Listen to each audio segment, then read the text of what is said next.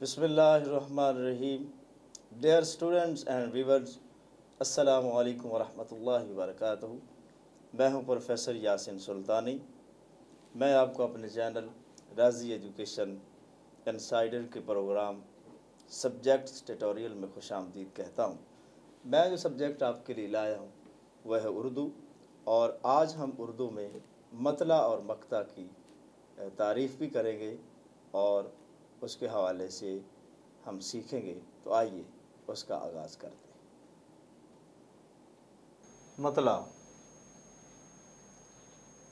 मतला, रदीफ़, काफ़िया और मक्ता, इसमें से भी इम्तिहान में MCQs आते हैं। मतला पे हम बात करेंगे कि मतला क्या है।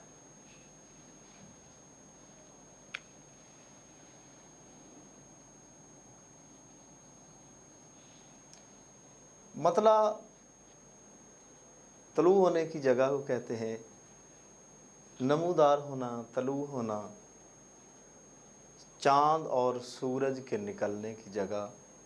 जबकि इस्तिलाह में गज़ल या कसीदे के पहले शेर को मतला कहा जाता है, जिसके दोनों मिसरे हम काफ़िया, यानी जिनके दोनों मिसरों में काफ़िया पाया जाए तो वो मतला कहलाता है। लुग़वी मानी क्या है और इस्तिलाही मानी क्या है?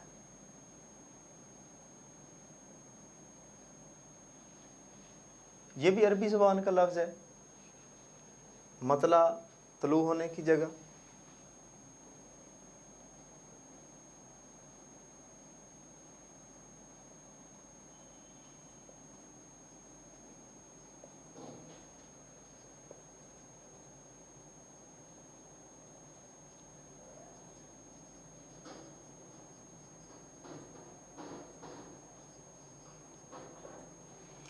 नमूदार होना, चाँद और सूरज के निकलने की जगह।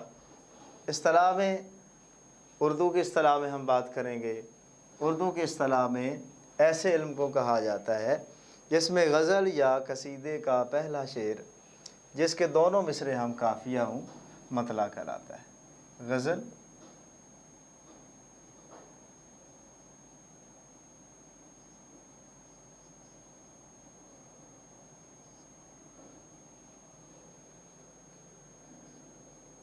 जिसमें शेर के दोनों मिसरे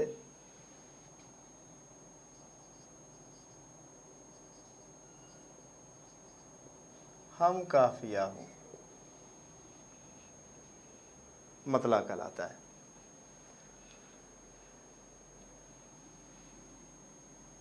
जैसे नासिर काज़मी का ये शेर है, दिल में एक लहर सी उठी है अभी, कोई ताज़ा हवा चली है अभी।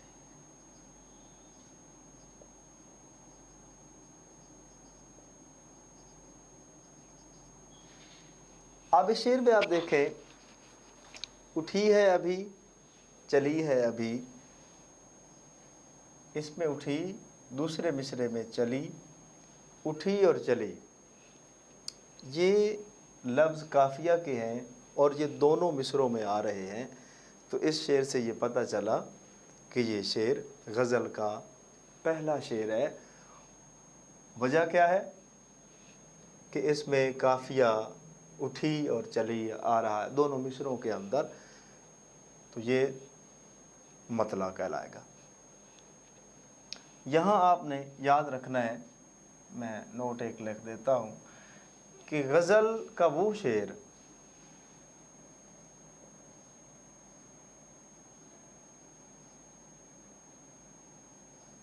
जहाँ से गज़ल शुरू हो रही है, गज़ल का वो शेर जिसमें काफ़िया ना हो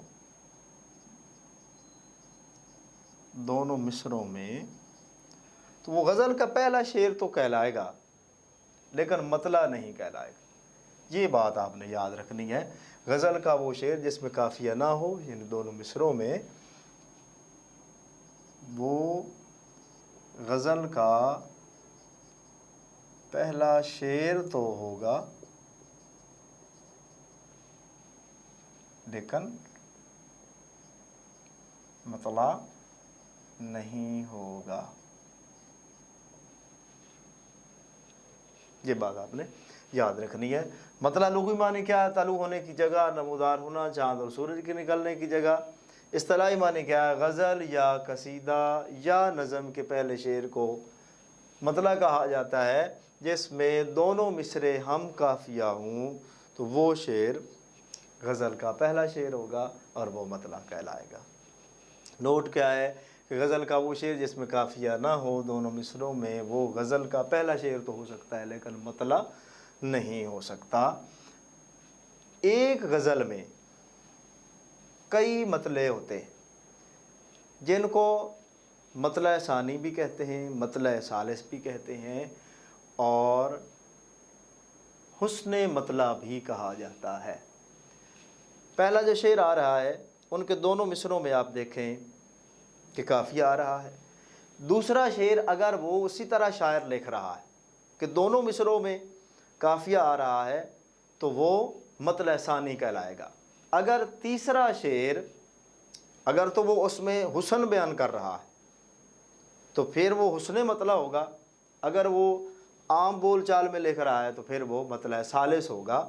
और इन तमाम के बाद, यानी मतला सानी के बाद, मतला सालिस के बाद अगर वो फिर मतला लिखता है तो उसको हुस्ने मतला कहते हैं।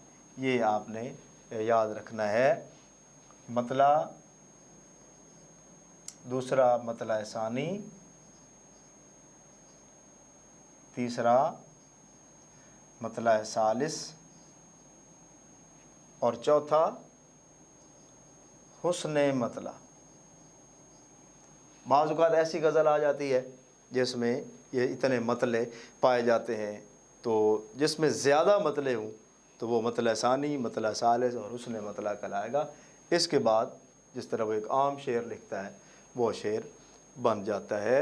यानी एक गज़ल में कई मतले हो सकते हैं और ये सब मतले यके बाद दीगरे आते हैं।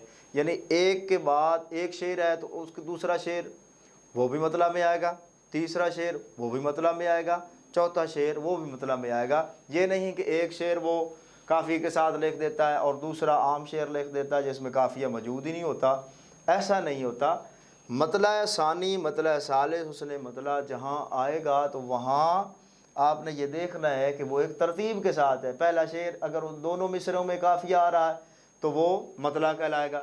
अगर दूसरे शेर में भी काफ़िया आ रहा है दोनों मिसरों के अंदर तो वो मतला सानी कहलाएगा।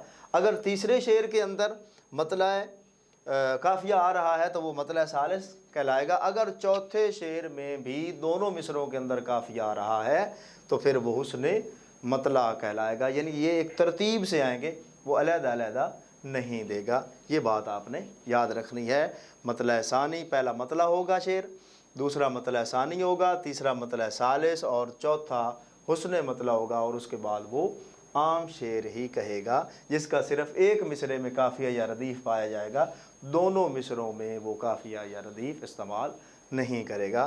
तो हम एक मिसाल लेते हैं एक गज़ल में से। गज़ल है कि गज़ब किया जो तेरे वादे पे इतबार किया, तमाम रात क़यामत का इंतज़ार किया, किसी तरह जो ना इस बुत ने इतबार किया, तमाम रात मेरी वफ़ा ने मुझे खूब शर्मसार किया, हंसा हंसा के शब्ल वसल अश्कबार किया, तसल्लियाँ मुझे दे दे के बेकरार किया। अब इसमें हम देखते हैं कि मतला कौन सा है, मतला सानी कौन सा है, मतला सालिस कौन सा है और मतला हुस्ने मतला कौन सा है।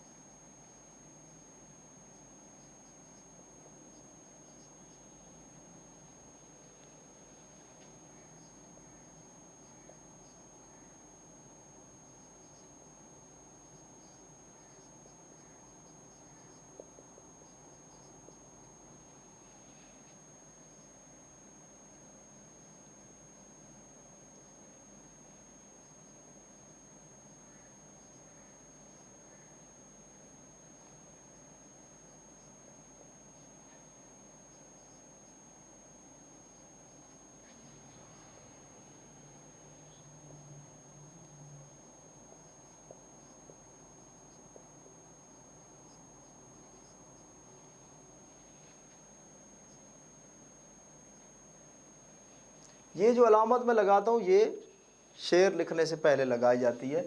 इस अलामत का मतलब ये होता है कि ये एक शेर लिखा जा रहा है।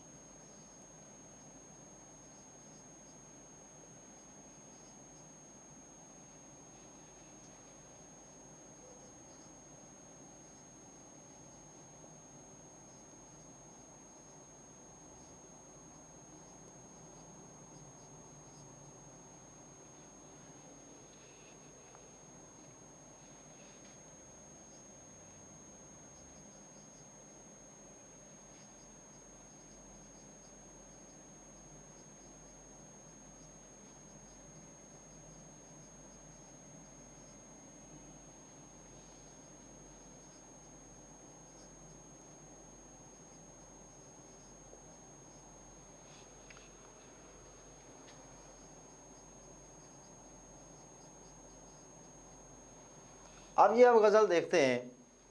गज़ब किया जो तेरे वादे पे इतबार किया, तमाम रात क़यामत का इंतज़ार किया, किसी तरह जो ना इस बुत ने इतबार किया, मेरी वफ़ा ने मुझे खूब शर्मसार किया। हंसा हंसा के शबल वस अश्कबार किया, तसल्लियाँ मुझे दे दे कर बेकरार किया। तुझे तो वादा दीदार हमसे करना था, ये क्या किया कि जहाँ को उम्मीदवार किया। अब हम इन चारों इशार के अंदर ये देखते हैं कि पहला मिसरा आप देखें इतबार, दूसरे मिसरे में देखें इंतज़ार, दूसरे शेर में आप चले जाएं इतबार, शर्मसार, अश्कबार, बेकरार।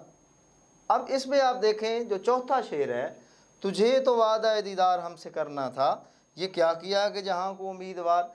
अब चौथे शेर के अंदर पहले मिसरे में काफिया नहीं है, तो पता चला कि पहला शेर मतला है, दूसरा शेर मतला सानी है, और तीसरा चूँकि इसमें मतला सालिस भी कहेंगे, लेकिन यहाँ हंसा हंसा के शब वस्ल अश्कबार किया, तसल्लियाँ मुझे दे दे कर बेकरार किया।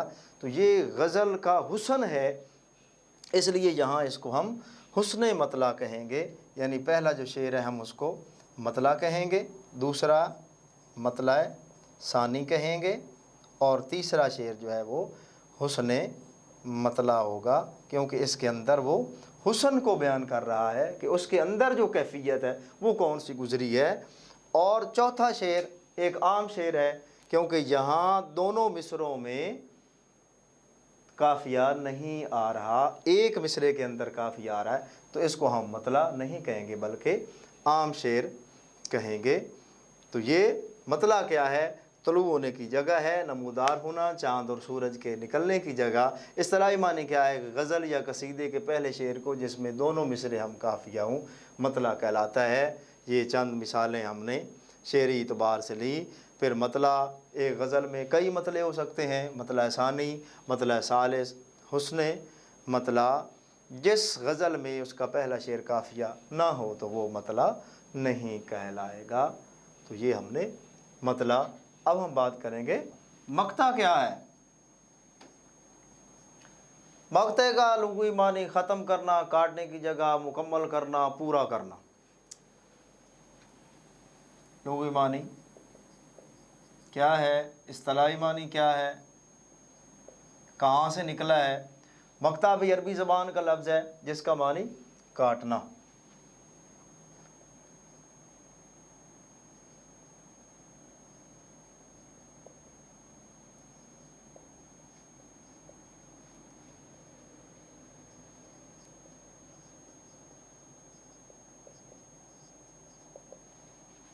काटने की जगह, ख़त्म करना, मुकम्मल करना, पूरा करना, ये लुगत में आएगा।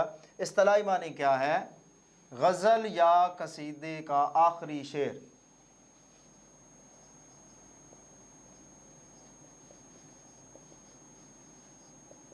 गज़ल या कसीदा का आखिरी शेर जिसमें शायर अपना तखल्लुस बयान करे।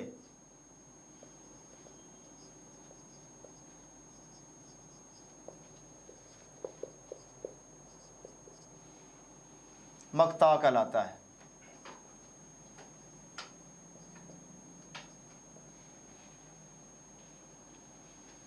तखल्लुस की अलामत क्या है? यानी नाम आए कि मुख्तलिफ हमारे शोरा कराम के नाम हैं, मिसाल के तौर पे मोमिन खां मोमिन है,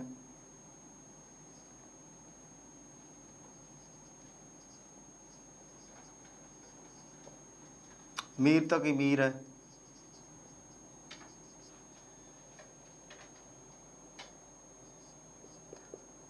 मिर्ज़ा खान दाग। अब जिनके ऊपर ये निशान होगा तो हम समझेंगे कि ये इनका तखल्लुस है। तखल्लुस की तारीफ़ क्या है? जो शायर अपनी पहचान के लिए नाम रखते हैं उसको तखल्लुस कहा जाता है, जिसकी वजह से वो खालिस होते हैं, जिसकी वजह से वो मशहूर होते हैं। मिर्ज़ा गालिब, अब यहाँ नाम क्या है? असदुल्ला का, लेकिन गालिब इसकी वजह से वो मशहूर है, ये तखल्लुस है। मोमिन खां मोमिन है, मीर तकी मीर है, मिर्ज़ा खान दाग है, मिर्ज़ा असदुल्ला खां गालिब है, फैज़ अहमद फैज़ है।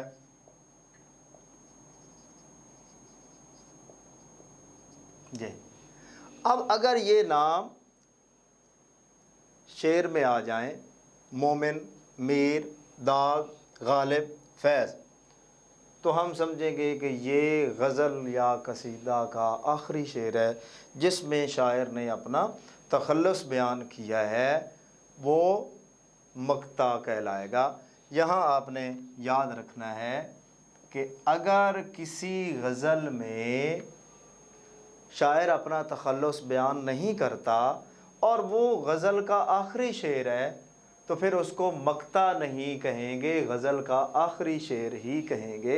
और दूसरी बात, अगर किसी गज़ल में तखल्लुस आ गया है, शायर ने अपना तखल्लुस बयान कर दिया है, तो गज़ल ख़त्म नहीं हुई तो उसको भी हम मक्ता नहीं कहेंगे, क्योंकि गज़ल जो है वो जारी है, और जो गज़ल जारी है तो उसको हम, क्योंकि उसने काटा ही नहीं, उसने उसको मुकम्मल भी नहीं किया, तो इसलिए हम उसको मक्ता, उस शेर को मक्ता नहीं कहेंगे। ये बात आपने याद रखनी है। अगर किसी गज़ल में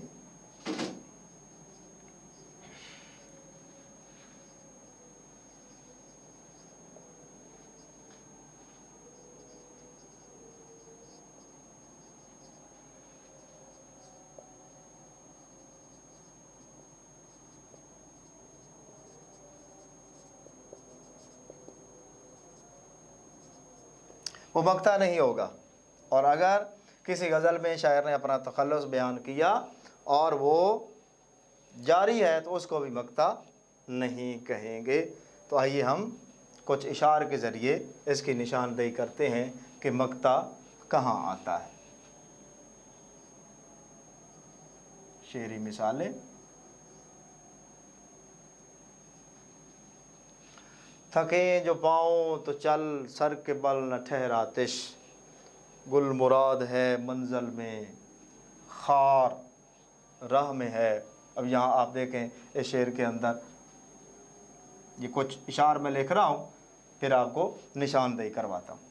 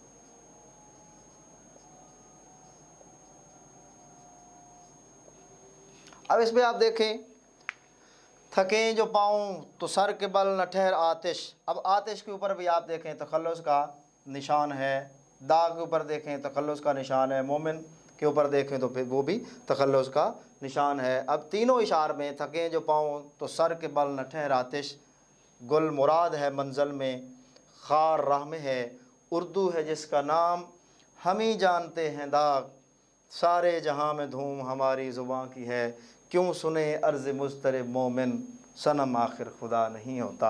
अब यहाँ आतिश, दाग, मोमिन, ये तीनों जो तखल्लुस हैं ये ज़ाहिर कर रहे हैं कि ये गज़ल का आखिरी शेर है। क्यों? यहाँ उसने नज़म या गज़ल अपनी मुकम्मल कर दी है। तो ये मक्ता है, काटने की जगह, ख़त्म करने की जगह, मुकम्मल करना। गज़ल या कसीदे का आखिरी शेर जिसमें शायर अपना तखल्लुस बयान करता है। तो वो अब यहाँ लुग़वी मानी वो पूछता है, इस्तिलाही मानी पूछता है, एक शेर लिख देता है, शेर में तखल्लुस बयान करता है और फिर वो आगे पूछता है कि ये मतला है, ये रदीफ़ है, ये काफ़िया है, ये मक्ता है। तो जब तखल्लुस होगा तो आपको पता चल जाएगा कि ये मक्ता है, क्योंकि यहाँ गज़ल का इख्तिताम हो रहा है। तो डियर स्टूडेंट्स, उम्मीद है कि आपको ये लेक्चर बहुत अच्छा लगा होगा। अगर आपने हमारा चैनल सब्सक्राइब नहीं किया तो प्लीज़ बराए मेहरबानी इसको सब्सक्राइब करें और बेल का बटन ज़रूर दबाएं। अल्लाह हाफ़िज़।